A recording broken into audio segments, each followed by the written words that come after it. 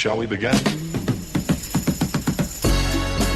This is Live Speak with your hosts Justin Gilson and Alan Quant from thedigitalcraft.com. We're bringing you tech news, Kickstarter investment strategies, and anything else we feel like we need to discuss with you.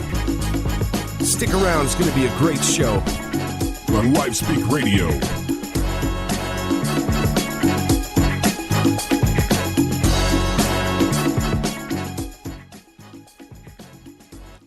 Welcome, everybody, to Live Speak.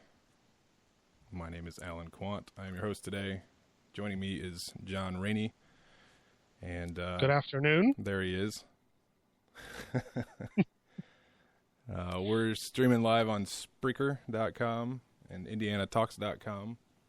And soon, I don't know if you know this, John, but it looks like we'll soon be on iHeartRadio as well. I seen Justin posting about that during the week. That's good. Yeah, I don't necessarily know what that means. I think it's the fact that they have just such a huge listenership. You know, and it'd be good to get on. Yeah, I've noticed it's got a lot of the actual regular FM AM radio stations on there, and so I guess we'll be up with them.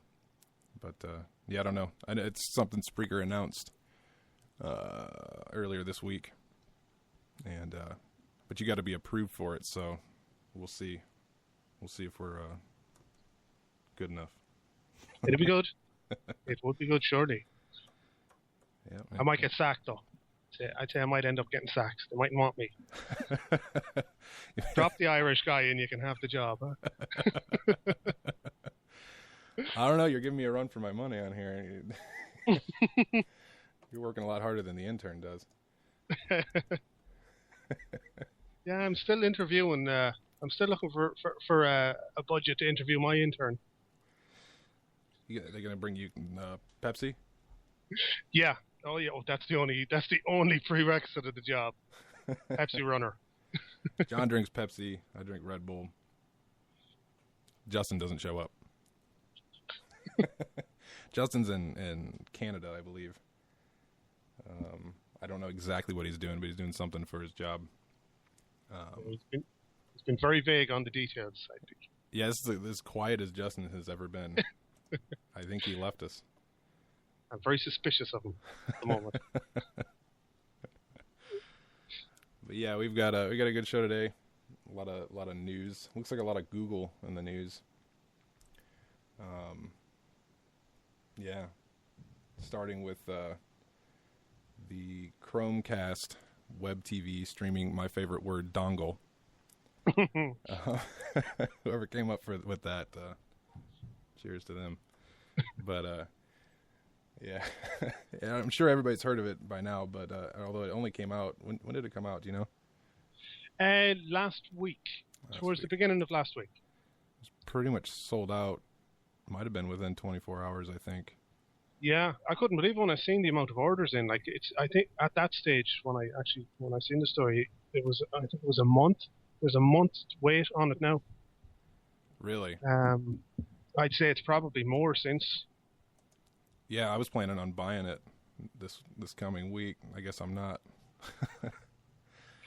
But at the price, I mean, even if it was a total dud and it didn't work, I mean, for $35, it's worth trying. Especially we featured a Kickstarter project that was similar to this.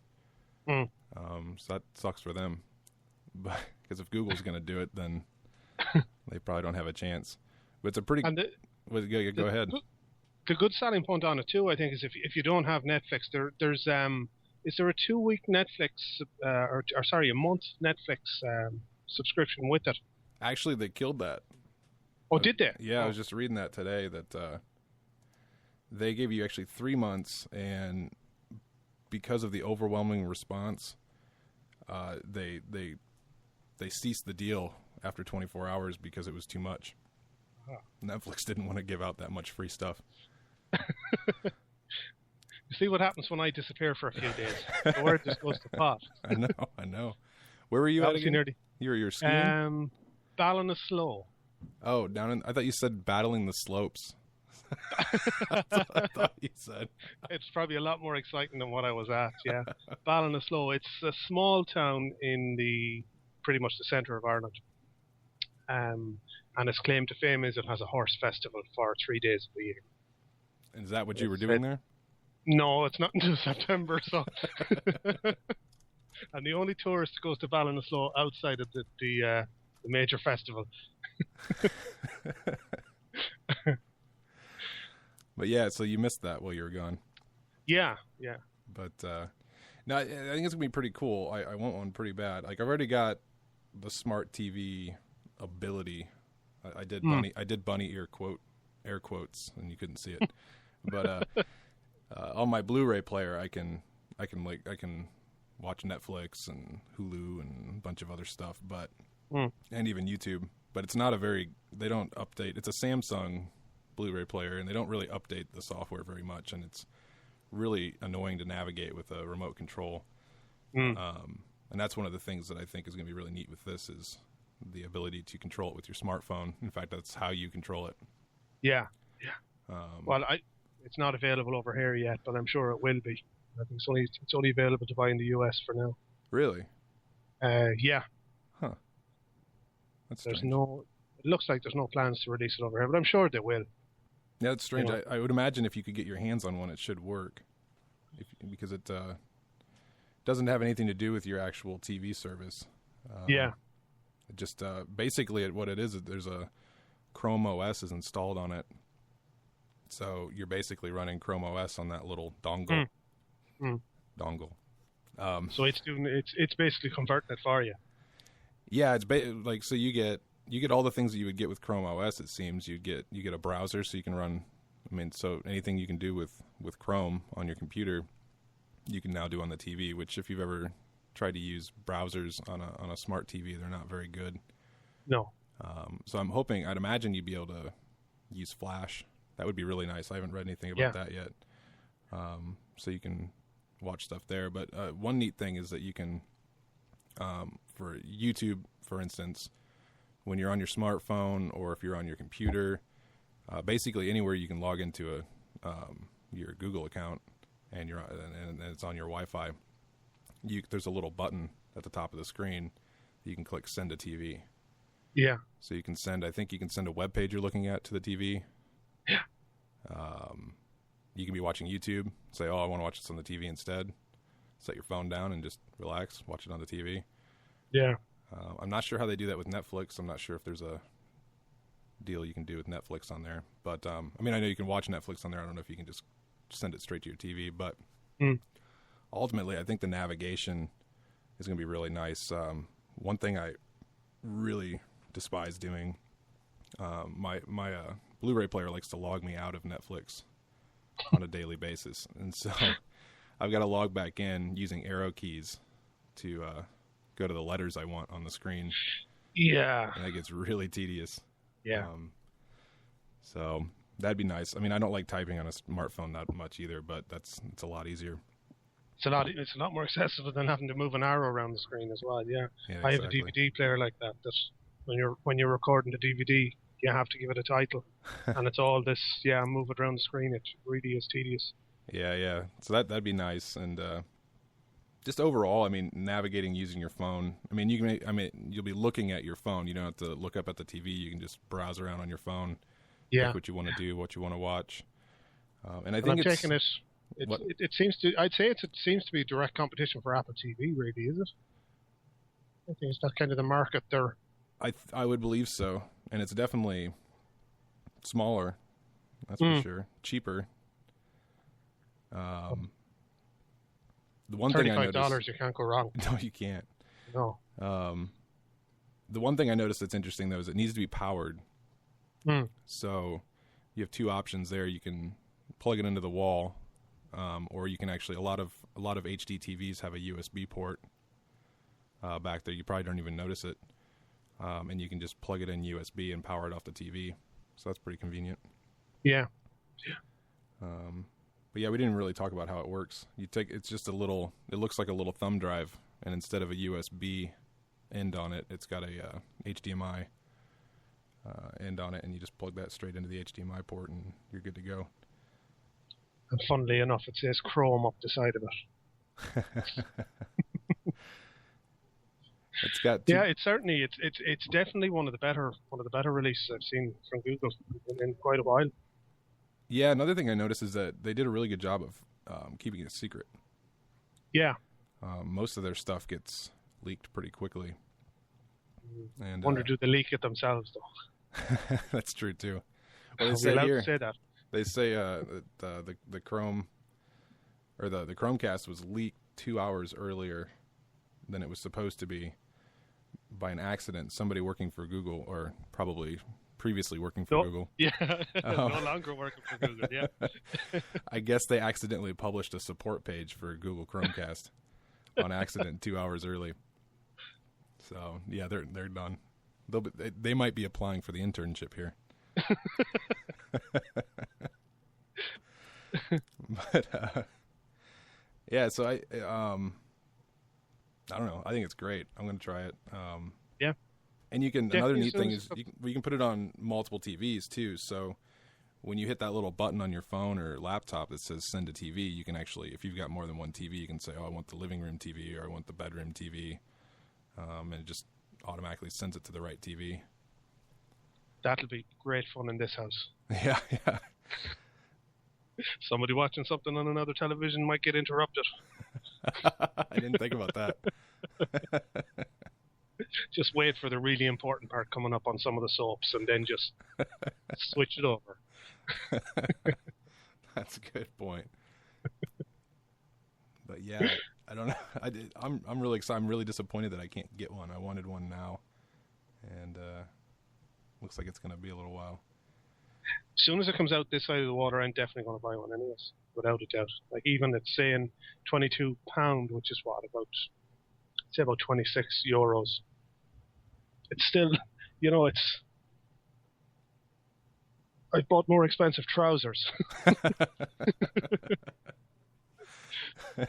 Exactly. Well, I mean, my Blu-ray player, of course, it also plays Blu-rays, which I don't think I can fit a Blu-ray in this dongle. But dongle. I mean, that thing was like $130, and the main reason I told my wife to buy that one instead of the cheaper one was the smart TV functionality, and so this is definitely better. And who wants to watch a Blu-ray anyway? I don't want to pay. Yeah, I think pay for I one think either. The disc is dead, I think. I think so.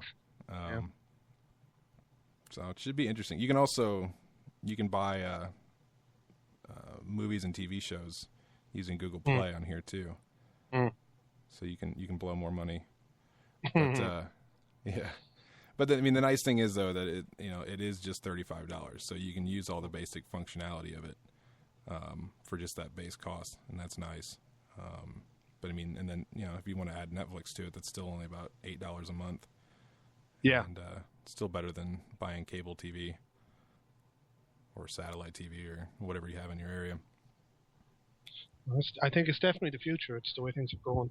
Yeah, they're going to give a lot of people a run for their money with this. Yeah. I wouldn't be surprised if some of these smart Blu-ray players and smart TVs start having to switch over to this, which I think Google already has a smart TV, don't they? I don't think so, to be honest. I could be wrong. I'm not too up on TV side of technology because I don't watch a whole lot of television unless it's sport. But I couldn't confirm or deny that, as they say. What good's a question if I can't answer? Get an answer. I'm afraid when it comes to television, it's definitely not something that I don't get time to watch it. Oh, that's usually good. As long as you're spending your time making money. Exactly. Spend more time spending it though. But if when this thing comes out, I'm sure I'll probably spend a lot more time watching TV. Now, can I buy it and ship it over there, or is there some law against that? Well, be my guest. I won't stop you. It's not you I'm worried about. I'm sure you would. I'm sure there'd be no problem doing that. You can get 100,000 or 10,000 turtles through customs. There shouldn't be too much problem getting a dongle through. Getting a what through? Dongle. I think Justin said that he was gonna comp us some. He was gonna pay for both of us to get a couple for our house. Excellent. Yeah. There's an expense account for the Chrome. Yeah. The Chromecast. He puts $1 in the expense account every month. In a few months, I'll be able to buy some Starbucks with it. Now you put I think you put this story in here, the handwriting feature in Google Translate. Yes, yeah. I can't see it being a huge uptake on it, but it would be handy, like if you're over in China or Japan or somewhere, and you're trying to decipher what's on a sign or something. It looks interesting. Anyways, definitely, it's see a lot of uses for it. Yeah, I imagine it's definitely going to be more popular with those languages, whereas probably easier just to type it out if it's languages that use anywhere near or a similar character set that we use. Yeah.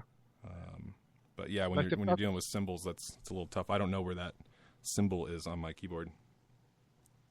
And it's amazing that they have 45 languages on it already. Oh wow! You know, including Arabic, Chinese, Greek, Lao, and Yiddish. I wonder if they can actually understand my handwriting in general, and what it translates to. But yeah, that's the cool feature. Check that out. I use Google Translate. I wouldn't say often, but I've definitely used it. I use it. Yeah, I use it quite a bit. It says it's currently only available on Android phones, on the Android platform. So it's not available on the Apple, the iPhone, I suppose. It says particularly handy for figuring out that word on a Japanese bus map. I can see its uses. Yeah, definitely with the symbols, the languages that use symbols like that.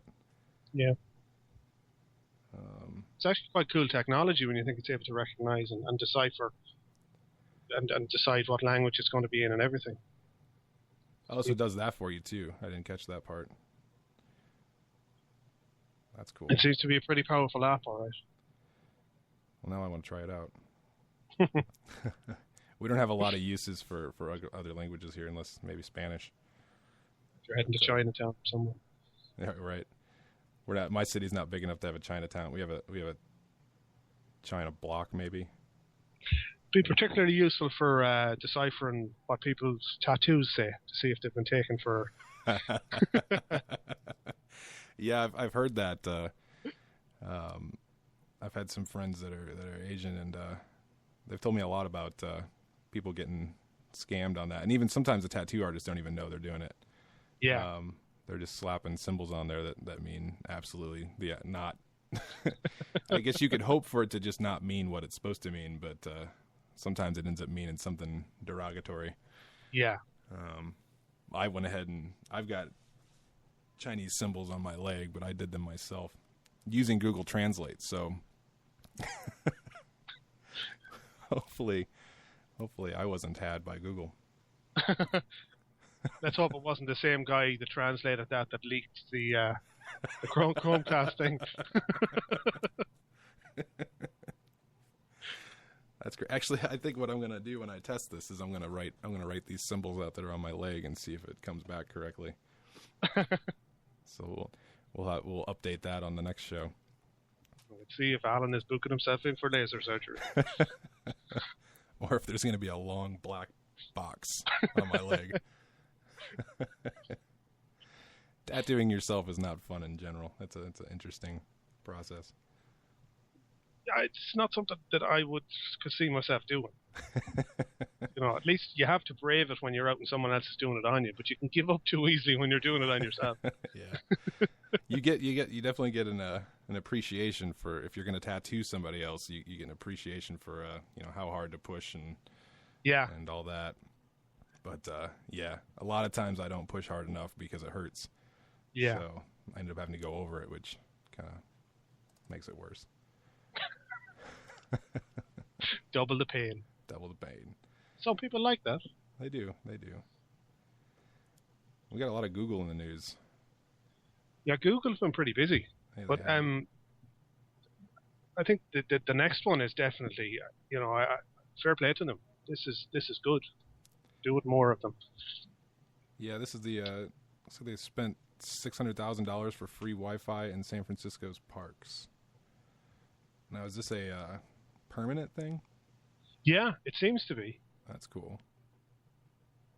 31 of the city's parks and plazas and rec centres will be getting free Wi-Fi within the next year, and the web giant is paying for equipment costs, installation, and maintenance. I would imagine for $600,000 you could get it done now. Yeah. You could probably cover the whole city with it. Provide free Wi-Fi in San Francisco, a city where thousands of its employees live and work. So, see, well, we did a story a while back about them launching the balloons in other countries that don't have internet access. And at first, I was thinking, like, why? They're spending a lot of money to give out free Wi-Fi, but then if you think about it, think about how much money they're going to make. Exactly, yeah. Because using Google products. Exactly. Yeah. Yeah, so that's pretty wise. And I'm sure it'll probably be set in some way that you won't be able to log in unless you have a Google account. Yeah, exactly. Now they're gonna end up knocking out the other internet companies here one day. So we're gonna have no more cable TV. We're not gonna have any more internet providers.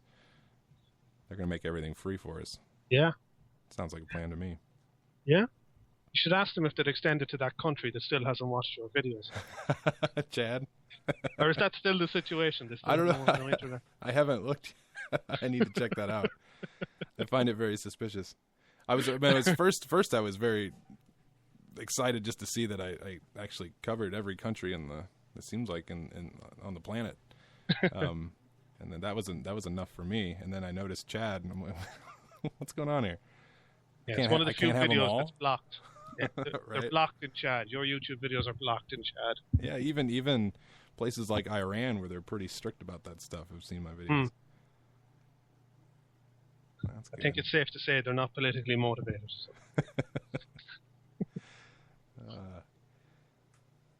So yeah, next spring they said that's going to be up and running. So they need to. I think they said they're going to do Fort Wayne, Indiana next. Is what I read here. Is that a letter that you're planning on sending to them? Is it? Particularly in my neighborhood. I don't care Well, about sure, the parks. the cost of the actual Wi-Fi usage probably wouldn't be a huge amount.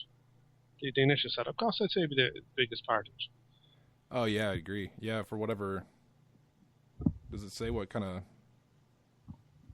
Are they piggybacking off another? Yeah, it doesn't go in very deep here, but I wonder if they're piggybacking off of another wireless service or not. I'd imagine they probably have their own. Possibly, yeah. Because it says that San Francisco is home to thousands of its employees, so I'm sure they have their own servers based there. So they've got so much cool stuff over there. I visited there when I was working for a company that was based out of there, and or they were based out of there for a while. Then they moved to Lake Tahoe. But the owner of the company had done work with Google, and he was a hired contractor, so he wasn't necessarily employed with Google. But they have buses, Google buses, that will pick you up and take you to work. The buses have Wi-Fi in them, things like that. I mean, he just told me a ton of stuff. Like, Google is a very cool place to work for. But then you got to live in San Francisco, which that place was, when I visited there, that was enough. Visiting was enough. Wouldn't want to live there. Too much hustle bustle. Yeah, it's busy.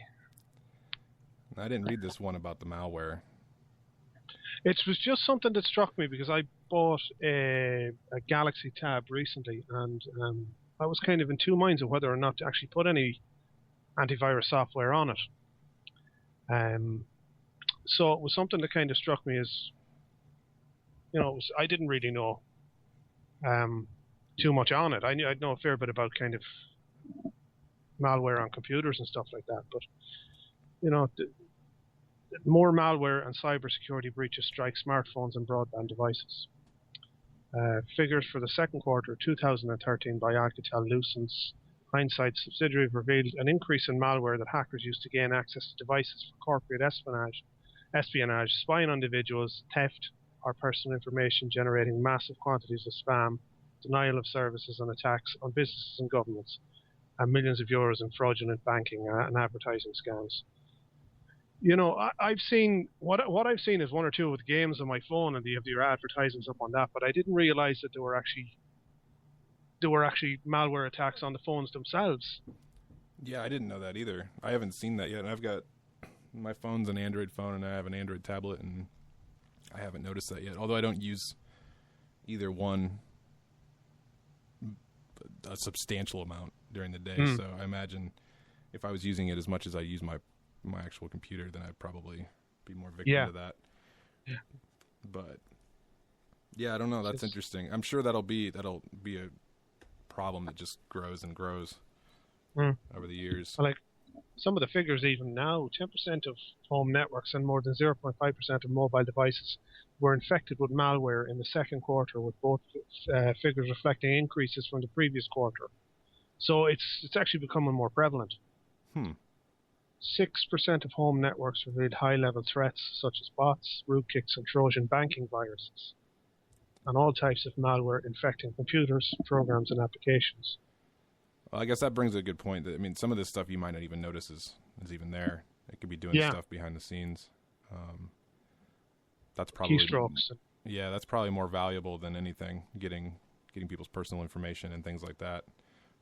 Not only your personal information, but your entire, contact list. Yeah. All your friends. That's kind of scary. It is, and I went out and bought antivirus for all my mobile devices during the week.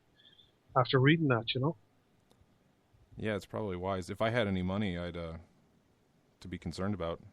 Well, I haven't a huge amount myself, but I do use my phone sometimes for internet banking. So I suppose it just shows you you're not safe anywhere. Yeah, no kidding. Somebody needs to write something that has like a reverse effect, where if somebody tries to steal your identity, you give them your debt. Yeah. Somebody needs to do that. I've got a student loan that I'd like somebody else to pay for. But yeah, this next one, you made a comment about it that I thought was pretty good. But the World of Warcraft loses 600,000 subscribers. When was that? In 3 months. Yeah. I've got it up on me now, but yeah, he's nearly 2 million players have turned off since the start of the year. You made a point that maybe they just got girlfriends. That might just be true. But I think it seems, I don't know, is it probably too soon to say that it's the beginning of the end for those type of games? But certainly those figures don't read well.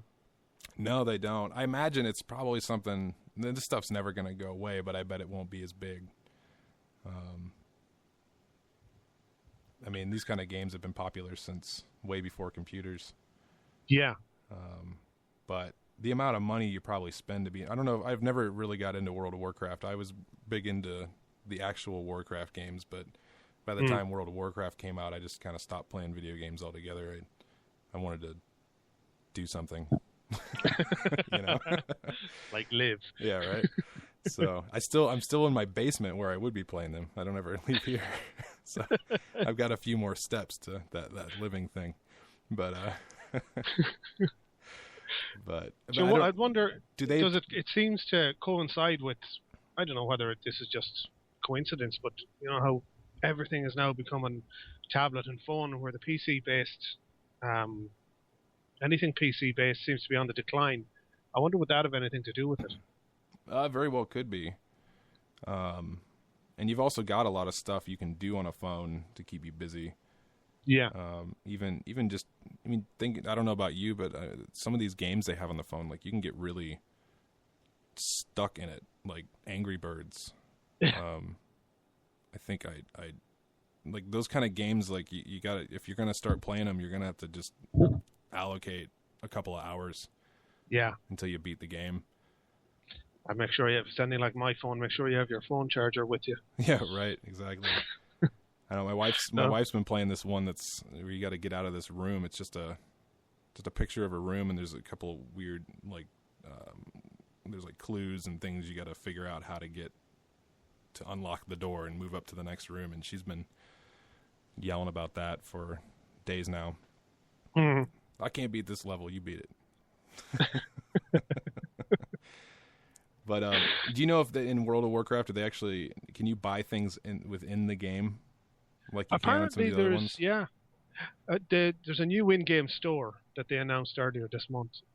Apparently it allows players to buy extra items. So I think that's kind of what they're pinning their hopes on.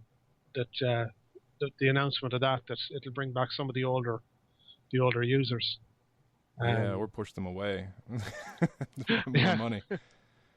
But it's also saying like even some of the other titles are struggling as well. Some of the online titles. And they've actually dropped their subscription fees. The Star Wars The Old Republic saying is probably the most notable casualty. Because they apparently had hundreds of millions spent on it to produce it. And it became free in November last year. So unless a lot of them have migrated over onto that. Huh. I know some of these games you're buying land and all sorts of stuff. I mean, you're buying fake. Like, I mean, I guess I don't know. I don't even know how to think about that stuff. But yeah, that's wild. Huh. Each to his own, I guess. Yeah. Okay. It's World of Warcraft wasn't anything I was ever interested in. I was more a flight simulator man. Oh, I loved that game. Yeah. I didn't do very well. I'll never be a pilot. It was fun to try. And there's a great online community, actually, even still, for Flight Simulator, even though I think they're not going to make any more of them. Really? Yeah, I think that was a Microsoft thing, wasn't it? Yeah. Yeah, well, I think there's Flight Simulator X was the last one, from what I know now, unless they've changed their plans since. But, it's still quite an active community. I'm still a member of one or two websites, kind of virtual airline websites. So you've just understood that I'm a nerd. And that's why you're here. Exactly. I even have a flight yoke. You do, don't you? I do. It's sitting right in front of me here. It's on my computer. I completely forgot about that game. I haven't played that since back when it was just, I mean, I don't think there were even textures on anything. It was just polygons. Yeah, I remember the very first one too, yeah. Yeah, now you're getting me interested in it again. Yes, we could have a Flight Simulator renaissance. There may be a yoke on my desk here soon. Especially if I can't buy that dongle very soon. Maybe I'll buy the yoke. Buy both. Treat yourself. Especially now since World of Warcraft is down. Hopefully my wife's not listening. She seems to only listen when I say things like that. But yeah, that looks like that's our tech news for the day. We dragged that one out. We did. It's getting kind of late. I'm going to play a music track while we take a quick break here. This is I don't know. I forget, John. Have you been into music much at all? Yeah. This was a band I was in, and the only reason I'm playing because it doesn't really exist anymore. But apparently, the rumor is that we're going to play a show sometime this year. So I figured I'd play this. But this is a cover of an Irish band, the Popes, Shane MacGowan and the Popes. Yes, particularly good-looking guy. Yeah, yeah. He aged well, didn't he? He did. Yeah. Yeah, he's the kind of guy that I find myself randomly, every once in a while, just kind of looking for new pictures of, see what's happening to him physically. Yeah. If it wasn't the teeth, now the weight's definitely getting him. Yeah, it's definitely one of these guys that you would nearly need to do, that time-lapse photography to show you what he was like 20 years ago and see what he's like now. Yeah, it'd be an interesting video. There was actually, I think there was a point in his career where the alcohol had hit him enough that he had gained some weight and actually looked halfway decent. Yeah. And then the teeth started falling out more, and the weight started gaining even worse. But then even before that, though, he was extremely skinny, and he had big ears sticking out, and teeth were never really his strong suit. No. But my brother, the lead singer of this band that I'm playing here, he was really into the Pogues and the Popes, and we're pretty much Shane MacGowan. So he sent this our way. I didn't know anything about this stuff until he showed me this. I think it was back in 2005. So yeah, we covered That Woman's Got Me Drinking, which actually features Johnny Depp. Yes. Yeah. Apparently, I thought he had a little more to do in it, but apparently he just, I read somewhere that he added weird guitar noises and screeches. Was his contribution to the track. But he did the video as well. So I know they're quite good friends as well, so I can see the connection there. Yeah, and they're out of Dublin, right? Is that correct? Yes, yeah. Shane MacGowan still lives in Ireland, as best of my knowledge. Yeah, I'm sure he doesn't get around a lot. No, I think his girlfriend. He's an English girlfriend, but I'm pretty sure they live in Dublin. Yeah, she seems to do most of the heavy lifting for him. Yeah, but anyway, yeah. Here's That Woman's Got Me Drinking cover of Shane MacGowan and the Popes by the band Pleasing Melanie out of Fort Wayne, Indiana. I just turned off the monitor.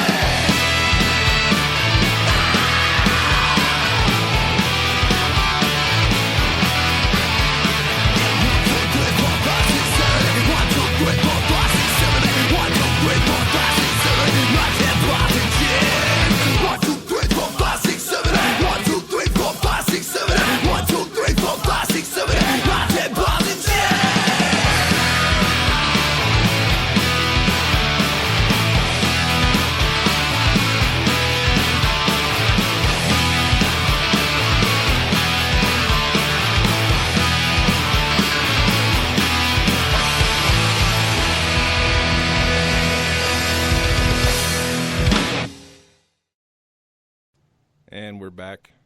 Apparently, I forgot to hit the mute button there at the beginning of the track, so you almost heard John and I's gossip. That is what we take breaks for, is to gossip. Talk about soap operas and... We just talk about Justin. And Justin. Yeah. Actually, we got on topic of Windows 8, which we realized we hadn't talked about today. And we're not going to.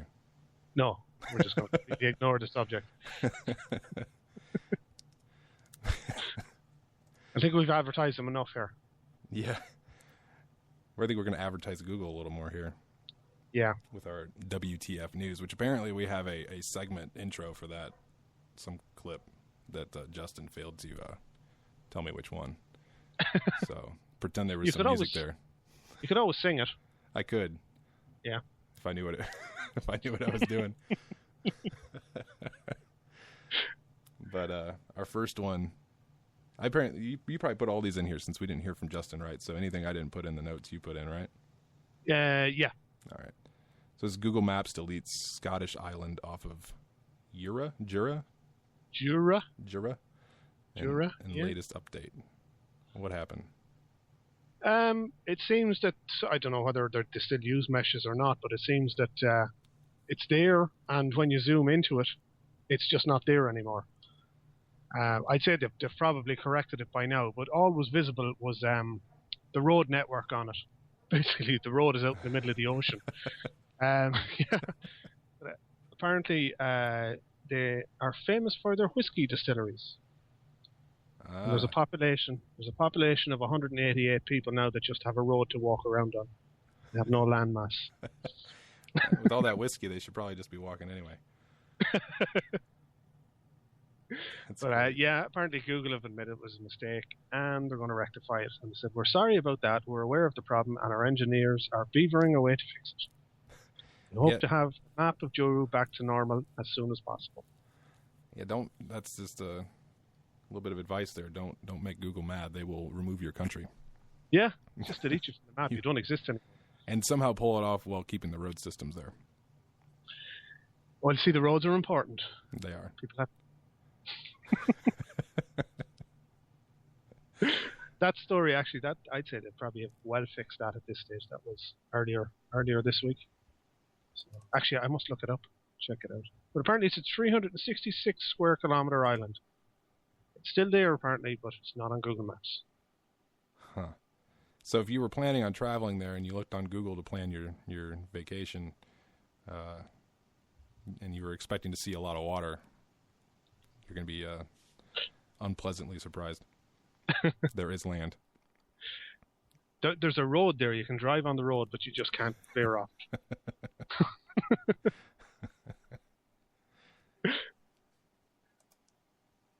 We've got some pretty crazy highways like that here in America. I don't know if you got any over there, but the Florida Keys are connected by this highway system that I think is like 7 miles long, and most of it's on the water. It's like you don't even have to get on a boat to get to these islands. You just have to go on this really, really long bridge. Wouldn't want That's to have the my one car that's break on down the... there. I've seen that one on the CSI Miami. I think it shows it on that. Yeah, probably, yeah. Yeah. Yeah, I think it comes right out of Miami there. I lived in Florida for a long time, and I never ended up getting that far south to see Miami. But I have family over there. in Miami? Mm-hmm. Really? Apparently. They there for the horse festival? No, I don't think we have any of those type of bridges over here anyways. Yeah, the longest bridge we have, I'd say, is about 50 feet. 50 feet? 50 feet, yeah. Well, we are an island, so... Oh, that's true. Yeah. That is true. So, yeah. And we got turtles. Yeah, turtles found in a luggage at an Indian airport. I was actually watching the video on this. It's pretty freaky to see all of these turtles. I'm not going to play it now because it'll probably be too loud. But more than 10,000 live exotic turtles have been found in the luggage of 2 passengers at an Indian airport. How do you fit that many turtles in your luggage? Yeah. It seems they were all in boxes, because if you actually watch the video, you can see that there seems to be a stack of boxes there. But they had apparently gotten through, and it was basically because they were being extra vigilant or whatever on the conveyor belt. The turtles were in 3 bags waiting to be picked up from a conveyor belt when they aroused suspicion of custom officials. And apparently they were opened, and it wasn't just one species of turtle, it was 10,043 numbers of exotic varieties of turtles. So it wasn't just one species. But if you watch the video, it's amazing to see the pile of them. You know, but Yeah, I'd say they're probably going to have the book thrown at them. These are all endangered species. Oh wow. That just you wouldn't pull that off here in America. They came in from China. Huh. Well, that's where you need to go then if you want to fly, and but don't go to India because they will catch it. Oh, exactly. No, you can't. I don't think you can. You can't even bring. I don't know how strict it is over there for you guys with flights, but I think you're only allowed to bring 3 ounces of liquid on the plane. Like your shampoo bottles and soap, things like that. I remember one time my mom was visiting me in Florida, and she ended up buying a bottle of fairly expensive perfume, and not even thinking about the fact that it was over 3 ounces, and they made her throw it away. Yeah. And I think even a drink bottle, if it's opened at all, you're not allowed to bring it on the plane. Yeah, I don't even know if you can bring. I think you have to buy it past the security check. Yeah, here. You won't get in past security. Yeah, which that's a money pit right there. Absolutely. Yeah, absolutely. I bought a sandwich when we were doing the recent event for the Pink Floyd tribute band over in El Paso, Texas. On one of my flights, I bought a sandwich past the security checkpoint, and it was a $12 sandwich. Oh. And, it was about as good as a $3 Subway sandwich. So yeah. And then I washed it down with like a $4 Red Bull. So yeah, I can attest to that. I've had hotel food all weekend, so sandwich. Myself and my wife got 2 sandwiches and 2 drinks. Ended up cost us nearly €20, Jeez. Which would be, I suppose, about $15, $16. Yeah, that'll do it. Yeah. So, moral of the story is, don't try and import turtles. Exactly. if you're going to do that, drive. And don't buy food in the airport. Right. Don't buy food in the airport. And we got an ex-8 inmate admits sneaking back into prison. Yeah, this guy, I think, he was. This was a special case. Apparently, he's a previous inmate in the prison. I don't know where. I'd love to know where he got the uniform, but apparently he used the prison officer's uniform to gain access to the prison, and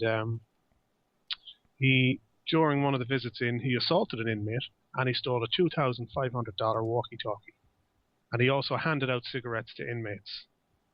Well, that was generous of him, wasn't it? Yeah. Officials claim he used a badge and ID card to get into Rikers Island prison and roam around for at least a week. So it wasn't just an isolated incident. This guy was doing it on a regular basis. Wow. And apparently they didn't realize, or they kind of twigged who he was when he started moving prisoners around from cell to cell without any permission. And that was kind of the only way they caught on to him. Never mind the fact that nobody recognized him as being a member of staff there. It took him moving around prisoners for them to cop on to who he was. That's crazy. And then he gets sent back. He's now got 10 years. Wow. We've got a story. This isn't in our notes. We have a story. I figured I'd do this before we kill the Indiana Talks segment. But in Marion County, that's about maybe 35 minutes from here, maybe 40 minutes from where I'm at, a female inmate says she was raped after a male inmate was mistakenly put in an all-female cell. I'm not sure how you make that mistake. Yeah. Oh, I remember my wife bringing this one up to me the other day, and I thought I'd pull this up really quick. But yeah, apparently the Marion County is got one of the worst records for sexual misconduct by guards in the nation. That's pretty crazy. Is that a prison? Is that a prison or just a local police? It's a jail, so it's a step below a prison. Yeah. Definitely pretty lenient, it seems. Wow. And like, how do you mistake someone who's obviously a man? Right. Yeah, and usually they don't have the females and the males that close together. So it was good job. Oh, yeah. I'd say another case of ex-employee. Yeah, right. Yeah. Although with their misconduct rate, maybe he got promoted. Yeah, he probably got promoted and he's working for Google. Yeah. Jeez. But yeah, my state likes to be recognized for things like this. So good job, Indiana. That's your claim to fame, isn't it? It is. But what else we got? We've got a reincarnation. Oh yeah, story. Kurt Cobain. Yeah. Yeah. Can Nirvana? Oh yeah, go ahead. Yeah. Can Nirvana record our homecoming message? Student oblivious, Kurt Cobain is dead, or even a man. Oh no. Yeah, actually, do you know it? If you read the story in full, what happened was that this person was apparently the mascot. Team, I don't know, it was a team mascot or whatever, or the homecoming mascot. But she wrote off to Nirvana's record company, asking if they would record a message or a video that they could use as part of the homecoming week or whatever the festival was. And it says that she identifies herself as a college mascot and reveals her aspirations to be homecoming queen, also promises to include links to Nirvana's Twitter and Facebook account. And they actually have the letter, which I think I'm going to read out because it's quite funny. Yeah, it says, to whom it concerns, my name is, obviously that's blanked out, I am the Virginia Polytechnic and State University mascot. As a homecoming candidate, we were wondering if Nirvana would send a quick video to us that we could include in our video collage to widely distribute over to our 30,000 plus students during the homecoming week.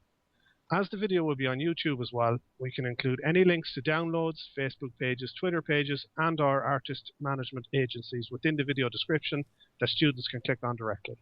It presents great publicity for them, and as Virginia Tech loves Nirvana, we'd love to have her in our video. They would be among artists, including Big and Rich, she goes to list off, and 3 famous NFL players who apparently aren't famous enough to be named. It would simply be, what's up, Virginia Tech? This is Nirvana. Just wanted to wish you guys a happy homecoming week and good luck with the game on Saturday. Let me know if you would be interested in doing this. Also, iPhone videos are actually great quality, so if you prefer sending us an iPhone video to make it easier on you, feel free to text me at, and there's a number there, and she says, thank you, and I look forward to hearing from you soon. Sincerely. P.S. Please keep mascot identity secret. There's all sorts of problems here. I think I'm going to put the link to this in the chat because it's just, there's a video on it, and I'm not going to play it now, but it's just so funny. The record company actually put together a video of a mock Nirvana for her. And they sent her on a message, and there's actually a screenshot of the message that they sent on to her. Yeah, it's pretty interesting, you know. And she fell for it hook, line, and sinker as well. Did she actually play it at her homecoming? It doesn't say that much, no. But they stuck a lady in front of these 3 guys that were pretending to be Nirvana, just to kind of, I suppose, make it look more legit. The fact that there's a Kurt Cobain as a woman. But she replied to the text that they sent her because they were sending the video on as a text message, and they even sent it, good luck with the homecoming, and she has in all capitals, you are the best, thank you, you guys, you are awesome. Wow. Yeah, Kurt Cobain's been dead for about 19 years. And he is a man. Yeah. And that's not even all the disturbing parts of this. The fact that she's offering to help boost their popularity as if they needed that. 30,000+ students. I think they've probably sold 30 million albums. Yeah. I don't think they need that. And are still selling probably 30,000 plus a day. Probably. That's great. That one actually I came across this evening and I just thought, oh my God, we have to include this. That is great. Maybe you should get Justin to see if we can get her on the show next week. Oh, we should. Probably have a better time getting her than the person we were trying to get on today. Oh, that's great. I don't have to share this one with my wife when we're done here. That's good. That makes me feel old though. So I remember him dying when I was in 7th grade, I think. Yeah. So 19 years ago. Yeah, I couldn't believe it when I read it too. 19 years. It doesn't seem it. Yeah. I think it's the fact that it's still not as popular, but I mean, it still has Nirvana still has a pretty good hold in the music community or music world. Even 19 years later.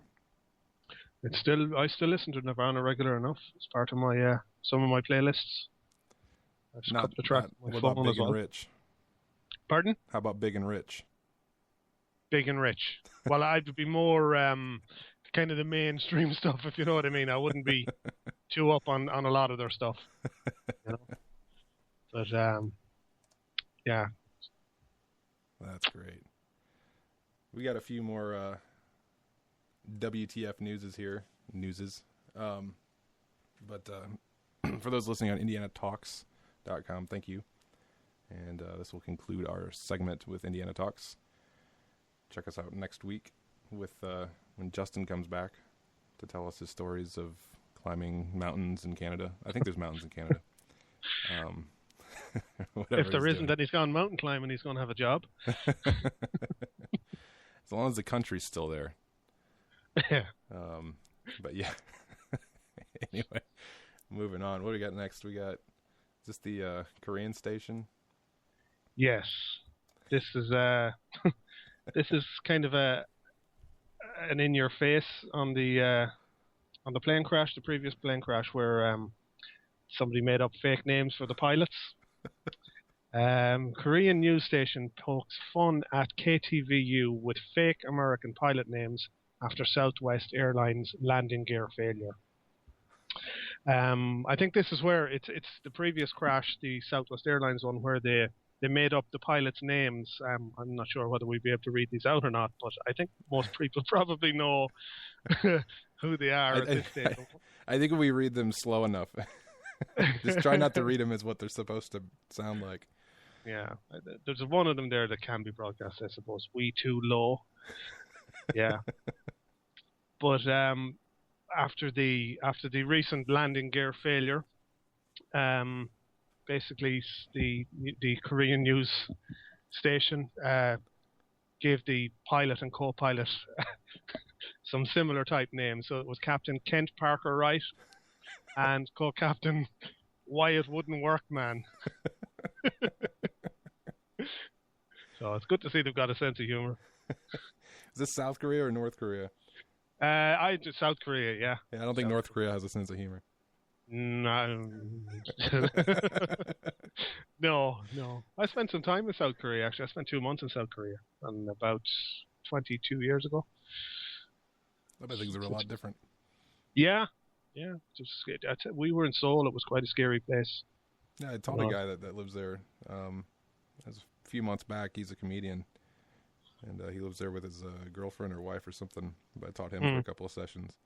He said most of what was when I taught him, it was when all the North Korea buzz was really happening. Now it's kind of died off, but he said it's nowhere near as bad as the American news is making it sound. They're not scared of anything. It's basically what he said. It's not a big deal. They're probably used to it. I remember at the time we were staying about 120 miles from Seoul, but we went in one weekend and there was a bomb that weekend. of course tensions were high. That was kind of my experience of Seoul. It was a scary place that weekend because of what happened with the bomb. But I'd say that they seem to be taken in their stride at this stage. Yeah, and they seem to be pretty well developed over there. I even if you just look at, like, there's some satellite imagery of both North and South Korea, and South Korea, it's like a night shot, so you can see all the lights, and like South Korea is just completely lit up, and then North Korea is just a little corner off to the west that's lit up, which is, I believe, the capital. And I think even South Korea's internet infrastructure is quite good, because I think they rate fairly high among kind of the top countries in the world in terms of speed, internet speed. So, I wonder if Google plans to put some balloons up in North Korea. Has your video been watched in North Korea? It has. Has it? Wow. Yeah. Probably by the great leader. Yeah, possibly for propaganda websites, maybe. Oh, that'd be a promotion for me. Yeah. Yeah. Use Builder of dynamic propaganda websites. The Kim family has learned how to how to make a website from me. Oh, wow. Oh. Yeah, politics. So, children are buying cars, are they? Yeah. This is well, I don't know if it's a growing trend. It's certainly, I'm going to be watching my phone a lot closer after this one. But yeah, apparently a toddler accidentally bought a car on eBay while playing with her dad's phone. This is a Huffington Post article, so they can always be counted on for their articles. But I better just make sure this video doesn't play, actually, which it probably will. But yeah, his 14-month-old daughter got a hold of his smartphone and opened up his eBay app and placed a winning bid on a 1962 Austin Healey Sprite. But luckily enough, it only cost $225. And he says, "I'm just glad that she didn't buy the $38,000 Porsche that I was looking at." Apparently he's learned his lesson, though. He's put in some facial recognition software on his phone, so she can't do that anymore. But there's a picture of the car. He's planning on holding on to it. Apparently the person who sold them the car offered to give it on to the next highest bid, because when they realized there was a kid that had bid on it, they were good enough to say, well, look, we'll pass it on down to the next highest bidder. But he's going to hold on to it for her, and he's going to look at restoring it and maybe giving it to her on her 16th birthday. I think you should give it to her like that. Yeah, absolutely. There you bought it. Finish the job. It's looking pretty rough. But yeah, $225. Could have been a lot worse. Yeah, that's not a bad job. Yeah. I'm sure there's people out there whose kids have spent more on internet usage for the month. Yeah. I made that mistake when I was younger. Yeah. And mobile phone credit, I'm sure, as well. Oh, yeah. I'm not looking forward to when my kids get old enough to start asking for that. Actually, I made the mistake the last time I bought, as I said, I bought a new Samsung tab, and I set it up to teeter with my phone to share the internet. And I got quite a large bill. I forgot to turn it off. Oh, no. Yeah, that should probably be on the Huffington Post as well, just for stupidity. Jeez. Yeah, and we were just talking about security from outside users. We need security from our kids. Yeah. Getting on our devices. Look what I bought you for your birthday, Dad. Thanks. We've got some Indiegogo Kickstarters here. We're gonna try and do something not really different, but although I never got a response from Justin, so maybe he doesn't want us to do this.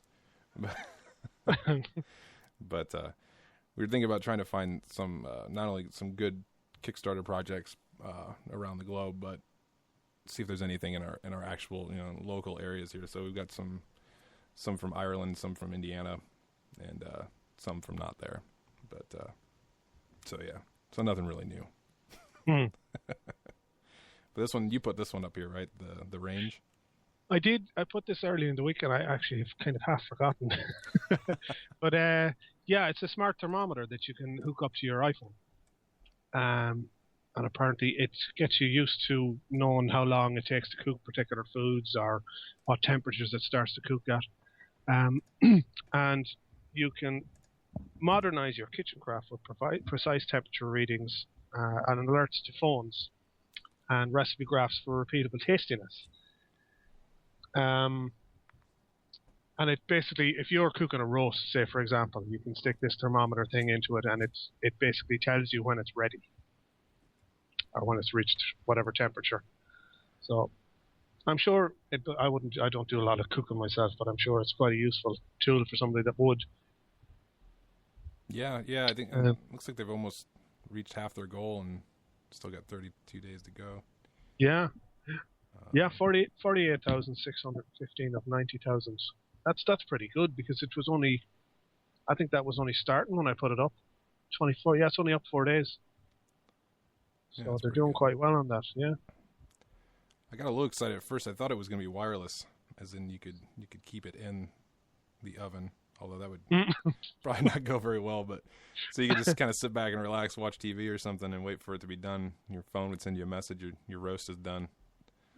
Yeah, it seems that at different intervals you go out and you stick the probe into whatever it is you're cooking, and it kind of works off a graph that's right. Well, say 10 minutes ago it was at whatever, and that's kind of how it notifies you. Yeah, okay. It updates your tablet and stuff like that. It's certainly it is a good invention. If you cook.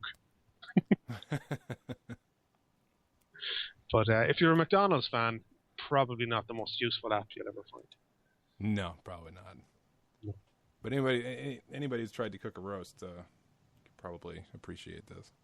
Yeah. I'm going to put the link in the chat. Just yeah, anybody wants to have a look at.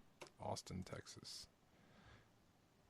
I found one here in Fort Wayne, Indiana. There wasn't a whole lot. Most of what we've got here on like Kickstarter and Indiegogo are musicians trying to get their music funded. But looks like a guy here. He's trying to build these LED lights, and I think he's planning them for more for like event use. So be stage lighting and things like that. But the description is an ultra bright, high power color LED that can be controlled by an Arduino board or a microcontroller. So you can actually program these lights and things like that. And I think they're extremely light. I don't remember seeing the weight on here, but they look. I mean, it fits in the palm of your hand. Wow! But you can take control of 4 billion colors by sliding the intensity sliders, which are on the back of it, or you can plug in using an Arduino controller and a computer, and then do the programming that way. So you could also, I mean, it's definitely not for the novice, that's for sure. But even some of the stats on it, it only uses 1/6 of the power consumption. Yeah. Of incandescent lights, and has a 50,000 hour life expectancy. That's a lot of life. Yeah. That will outlive you, I think. I don't know. or anybody, not just you in particular. I wonder, do you have to leave it on full time for that? How do they come up with those figures, actually? Yeah, I don't. Oh, that's true. I didn't think about that. How did they test this? Yeah, it looks well. I certainly wouldn't be in the music business, but I'm sure it's you'd know better than I would, I suppose. Yeah, it's pretty cool. It's definitely bare bones, though. That's why I say it's not for the novice, because there's no program made for it or anything like that. A lot of the lighting systems used in big concerts and such there's already software built for that, where you can control the lights with faders and things like that, and a control board. So, but this also lends, for people who do program and things like that, could actually build interfaces for this. So that's pretty cool. And Arduino is not a horribly difficult language to learn, or actually I don't know what their language is actually called, but the language they use anyway. But yeah, figured it was worth. And is this something that's kind of geared towards, say, the part-time musician, maybe, who's actually I didn't even think about that. I mean, depending on the cost of it, that could be really nice for musicians who aren't out there doing the huge events. Not sure. I haven't seen anything on here about what the actual cost is going to be. He's looking for $30,000, and he's raised $2,000. Yeah. Yeah, I'll have to keep an eye out on that one. If he gets up towards his goal, maybe we'll try and get him on the show. If not, we don't care. Yeah. Just kidding. You could always, I'm sure Justin would be delighted to have him on next week. Exactly. This other one, this one's in, I was actually looking for some in your area. I wasn't sure if you were going to find any while you're out of town Yeah. or not, but I had a quick look, and there's nothing really from my end, so. This one's in London, and it's the Ubuntu Edge, which it looks like it's being made, I could be wrong on this, but I think it's being made by the actual people that make Ubuntu. So this isn't just, some kid trying to get some money to come up with an idea. But I'm really excited about. I'm kind of excited about the whole Ubuntu phone in general. I hadn't actually seen this. Yeah, it's really neat. There's the phone will actually have a full version of Linux, Ubuntu on it. So you have a full operating system, not just a mobile operating system. So the phone itself is pretty cool. I don't know if they've released that yet or not. But this particular device, the Ubuntu Edge, is meant to not only have the full OS on there, but you can plug it into a monitor and keyboard and mouse and use it as your own personal computer. And the stats on it are pretty neat. Wow. Let's see. Where did I put those stats? Our document got all messed up. I think it has 4 gigabytes of RAM on it. Yeah, I lost my delta there. Yeah, okay. Multi-core CPU, 4 gigabytes of RAM, 128 gigabytes of storage. And this phone is no bigger than a standard phone, yeah. Yeah, even the phone looks quite nice. Yeah, it's pretty slick. Yeah. So, yeah, I don't know. I just thought that was pretty neat. Now they're looking for $30 million, $32 million. And they've already raised almost $7 million. Yeah, I'd say they should hit their goal on that. Yeah, I imagine so. Stood 24 days left on it. And and I believe it was one. Yeah, and that was Indiegogo. It is actually, I believe it's a 30-day campaign too. So, in 6 days, they've raised close to $7 million. 1.2 million a day almost. Yeah, they should. Yeah, that'll do it. They should reach it. And with the Indiegogo ones, I don't think they have to actually reach their target, do they? No, you have the option to. I believe fixed funding means. I think if you don't reach it, right? Yeah. Yeah, I can't. Yeah, okay, yeah, that means if you don't reach it, they won't do it. Yeah, or they won't get the money. But you do have the option to not do fixed funding. So if they only raised $7 million, well, then they'll get the $7 million. Yeah. But if they keep going the way they're going, they'll reach it. 24 days left. Yeah. So, that's actually something I'm going to keep an eye on that one too myself. Yeah, I mean, I like Linux, and I like Ubuntu, especially if you're going to use Linux. I haven't had the need to use it in replacing Windows, although Windows 8 keeps up. Maybe I will. There we go. We said it. But I believe almost all the software I use is available on Linux. Yeah. Which is pretty much just the Creative Suite and a few other things. So that'd be pretty cool. But to be able to just not have to lug around a laptop. Although I guess you'd have to lug around a monitor. But it's even some of the stats you were giving off there. They'd be on a par with a lot of laptops.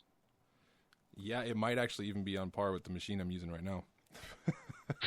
My desktop PC is like 6 years old, so I think mine is of a similar age. Yeah, and there's nothing as good out there of it. No, I can't get one to replace it. But if you're just working, you work at home and then you go to work, you go to your job and you just plug in your phone and that's your work computer. You just carry your work computer and your phone. That's pretty cool. Those of us that actually go to jobs. I don't remember. You're completely freelance, aren't you? I am, yeah. Yeah. Okay, so we both fall in that category. Yeah. we are at our job right now. But so you found one in Dublin. Yes, actually, I thought this one was quite good. There was a couple of them, but this one kind of popped out. It was one of the more recent ones. It's called the PIP, and it's a biosensor that helps you relax through play. It seems to be based on kind of your heart rate and your skin sweat, things like that. The same way they would kind of base lie detector technology.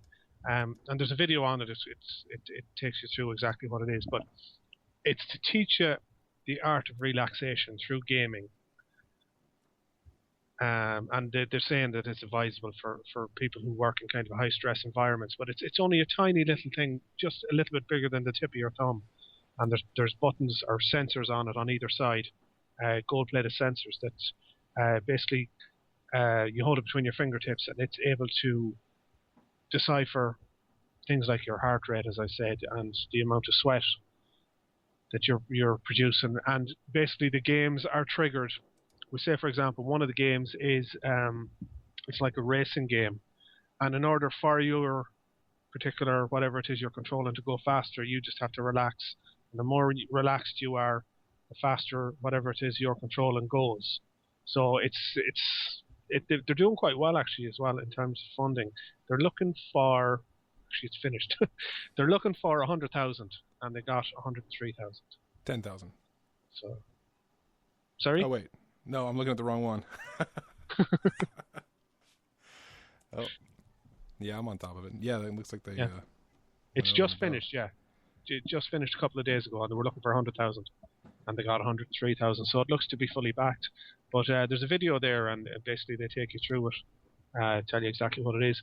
It looks pretty good, I have to say. And it's saying like you can. There's lots of games for it. It's not just kind of a one-trick pony.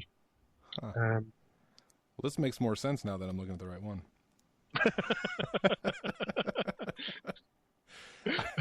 I was looking at our bad one for the week, the never lose your data again.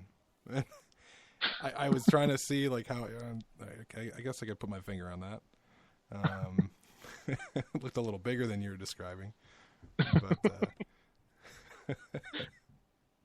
Yeah, what the only reason that I picked that one was because it was kind of it was the most local to me. It was Dublin-based people that were looking for funding for it. No, I think that's a pretty cool idea, though. Kind of teach you how to do the opposite of what you're probably doing.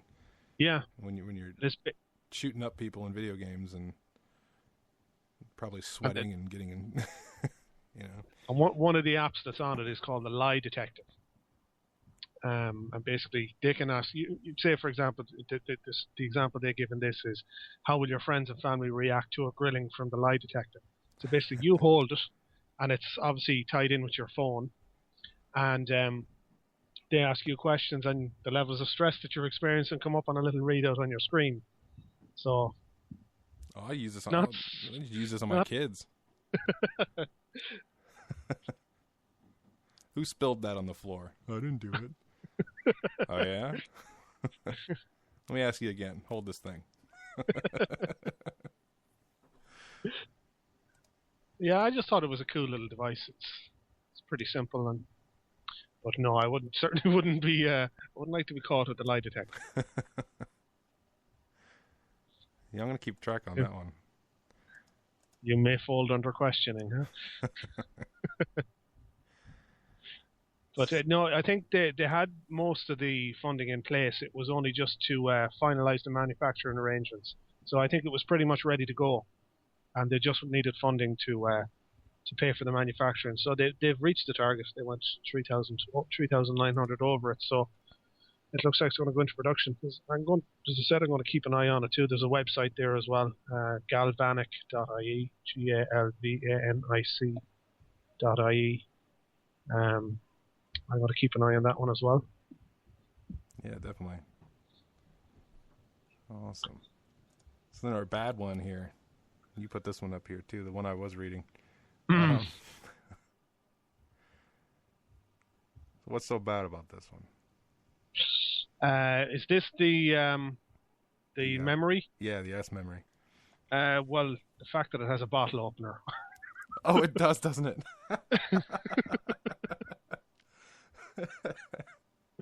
Otherwise, it's brilliant. What is it with the bottle opener? Is that... I think it was kind of the only thing they could put into it to make it to fill the space. The concept behind it is that it's supposed to, it's supposed to take away your ability to lose basically your key drive or your thumb drive. That this little thing has a built-in thumb drive on it, and you can fit it into your wallet. That it's the same size as your credit card. But I think they ran out of ideas on how to fill the rest of the card. So what they did is they just threw a bottle opener in it. So I think that automatically put it into the bad Kickstarter products. Yeah, I was browsing around it, I was trying to figure out what was so wrong with it, but at the same time, I was thinking it was what you were talking about a minute ago, so I was totally lost. But I think this is a relatively new product. It's 20 days to go. They're looking for 10,000. They're actually a third of the way there. Got 3,314. And I wonder if the bottle opener is the reason. That's the seller, I'd say. Yeah, that'd be the big selling point. I think these guys are based in England, London, England. I'd say they're probably students. Yeah, that might be why it's got a bottle opener. Yeah, if you watch the video, you get a student vibe from it, because the very opening scene in it is a guy looking for his thumb drive and he's shouting, "Mom, where's my thumb drive?" So it would be your typical studenty type theme. But well, look, the concept behind it certainly, and I'm sure the technology behind it is sound, but I think it's a bit too big. It's a bit too bulky. For someone who I use thumb drives on a regular basis, and I have one that I put on my keyring. It doesn't really, I don't lose the thumb drive, so I just think it's too bulky. Yeah, and they've even got a picture of it on a keyring here, and then it's right next to another small card that's about a third of the size, so that's not a good sale point there. Now, putting it in your wallet, I get that, although most people put their wallet in their back pocket. And you sit on it, yeah. Right. So you're going to break your can opener and your data. And I was thinking about this afterwards. If they had come up with some way maybe that you could dock it with a phone or something, that maybe you could pull your thumb drive out of the back of a phone. Now, that'd be neat. Yeah, something like that. There we go. We're going to do our own Kickstarter project. As long as it's got a bottle opener on it. Yeah. I'm not doing it unless it has it. Yeah, maybe the Facebook phone would have sold better if they had a bottle opener on it. Yeah. But even though that's the bad Kickstarter, it still seems to be being funded. Anyways, they're a third of the way through, and they're a third of the way through their 30 days as well. Actually, they're not. They were based over 45 days, so they're halfway through, and they're a third of the way funded. So I'm going to put the link in the description as well, and just see if anybody. Yeah, it's not a horrible idea, but you're right. It's kind of reminds me of the Stealth Bar. Yeah. But like what they could have done with it is they could have maybe built it in as maybe an iPhone cover. You could have it as the back of an iPhone cover or something like that had its own built-in flash drive. You could see, because it would be a similar size. Yeah, there's definitely some better options they could have gone with. Huh. That's funny. Wonder how many other projects have bottle openers on it. That might be a bit. Want to do a bit of research for next week, Justin. That's your job for next week. Find out what portion of new products come online that have a bottle opener.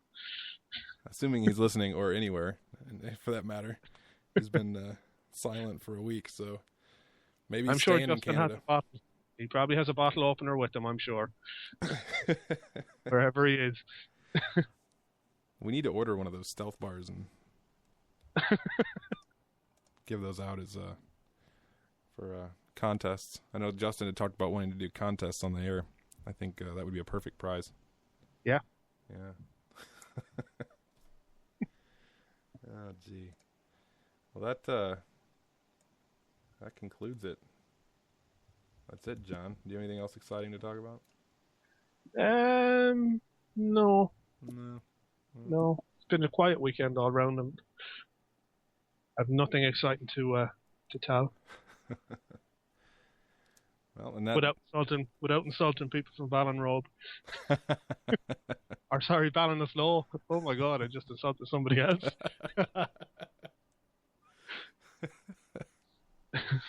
You mean battling the slopes? Yeah, battling the slopes, exactly. Yeah. Oh, wow. Well, yeah, that's it. Thank you, John. Thank you, Justin, wherever you're at. Thank you, Indiana Talks, Spreaker, someday iHeartRadio, maybe. Hopefully. Yeah. But that's it. We'll see you next week.